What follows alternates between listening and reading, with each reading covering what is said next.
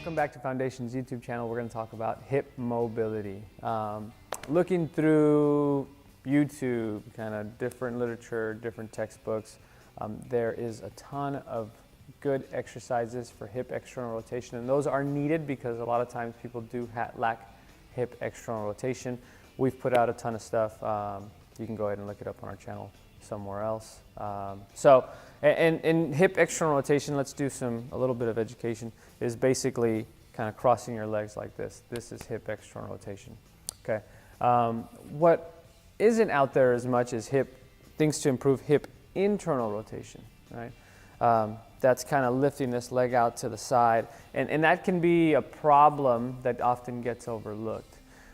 So if you feel like your hips are stiff and you've been doing stretches like this and leaning forward and pulling this thing back and kind of doing all of that stuff, and it doesn't seem like it's helping, take a second to appraise your hip internal rotation. Quick way to do it is sitting when I spin out to the side like this without leaning over. This leg should be able to get to about 30 degrees. Right? So that's a quick way to measure the angle from here to here. It should be about 30 degrees. Now, let's say you find that you have an asymmetry.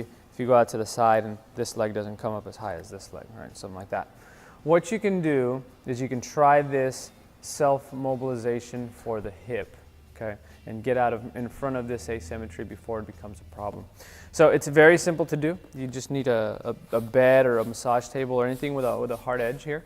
What you're gonna do is lay on your side, just like this, okay?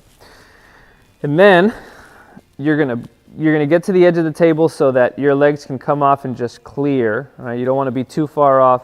Again, the edge of the table is pretty close to my knee. And then what I'm going to do is I'm going to punch into the table, and that forces me to engage my glutes a little bit. Okay, I'm going to hang these legs down till I feel a stretch in the bottom hip. So I feel it here. Then here's the trick. Okay, I get here. What I want to do is squeeze my heels together for 6, 5, 4, 3, 2, 1. And as I relax, it's like that leg just relaxes a little more and falls down. So now I have this new range of motion. I get there, I squeeze my heels together. 5, 4, 3, 2, 1. And I relax and I let them drop down. Okay. Whole time I'm maintaining my punch against the table. I find my new range of motion there. Squeeze my heels together. 6, 5, 4, 3, 2, 1. Then I relax.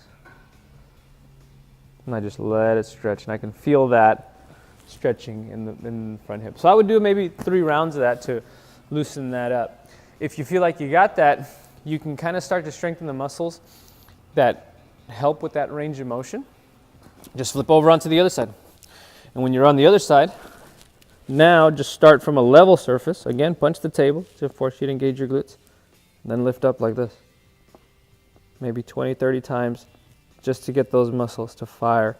And really focus on keeping the heels together, but using that top hip to lift up as high as you can. Now, the wrong way to do it would be if you were just hiking your hip here and using your back, right? That's why punching the table is important and really rotating so you feel the muscles in this hip helping out.